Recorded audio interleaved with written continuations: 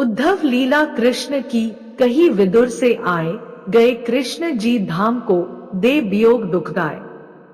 गदगद हो रोने लगे, करी करी प्रभु गुणगान।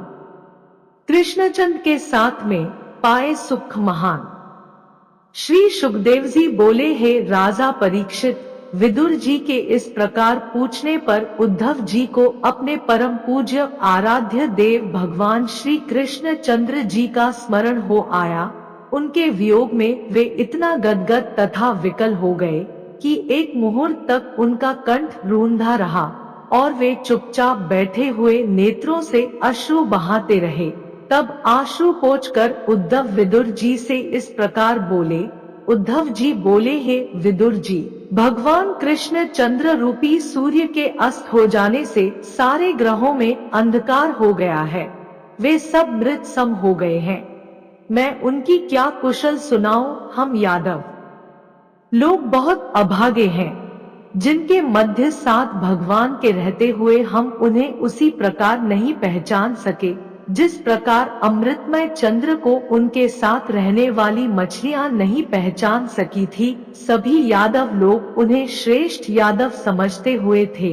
वे नित्य साधारण पुरुषों की तरह हमारे साथ उठते बैठते थे, क्रीड़ा करते थे, मुझे बुलाकर मेरी सलाह लेते थे। हम सभी उन्हें भूले हुए थे, किंतु महानुभाव पुरुष उन्हें भली प्रकार पहचानते थे। वे ही भगवान इस भूमंडल से अंतर ध्यान हो गए। भगवान ने अपनी लीला दिखाने के लिए ही योग माया से अवतार धारण किया था। अब उन्होंने वह लीला विग्रह समेट लिया। हे विदुर जी, में उनकी लीलाओं का वर्णन क्या कहूँ। मैं तो नित्य उन्हीं के साथ उनके चरण सेवा में रहता था। उन्हें चरणों की रज को मस्तक पर चढ़ाकर अपने को अहो भाग्य मानता था।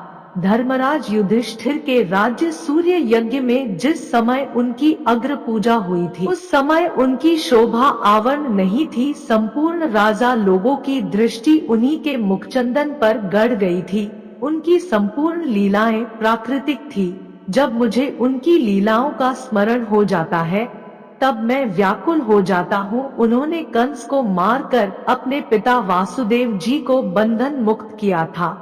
ब्रज में ब्रजवालों के साथ बाल लीलाएं की, जिसके कारण भी ब्रजबालाएं उनकी भक्ति तथा प्रेम में इतनी विभोर थी कि उन्हें भक्ति योग तथा प्रेमियों के सम्मुख अन्य कोई योग उत्तम नहीं लगा।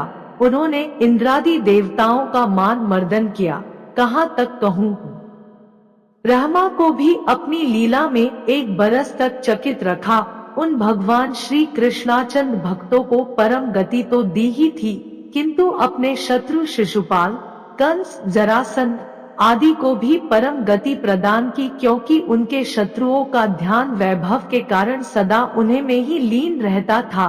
प्रजापति ब्रह्मा की प्रार्थना करने पर भूभार उतारने के लिए ही उन्होंने ब्रज में अवतार धारण किया था।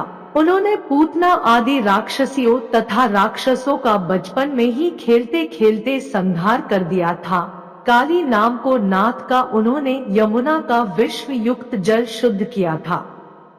किशोरावस्था में शरद ऋतु के आगमन पर वे गोपियों के साथ रास विलास करते और उन ब्रजवालाओं को आनंदित करते रहते थे। इति द्वितीय अध्याय समाप्त।